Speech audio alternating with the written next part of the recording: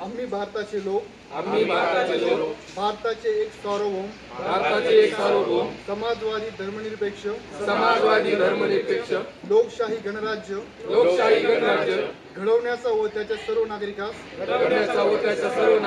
सामाजिक आर्थिक व राजकीय न्याय विचार व अभिव्यक्ती विश्वास श्रद्धा व उपासना याचे स्वातंत्र्य दर्जाची व संधीची समानता निश्चितपणे प्राप्त करून देण्याचा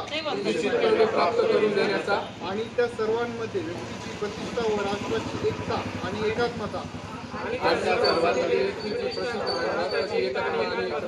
याचे आश्वासन देणारी बंधुता प्रवर्धित करण्याचा संकल्पपूर्वक निर्धार करून आमच्या संविधान सभेत आज दिनांक 26 नोव्हेंबर 1949 रोजी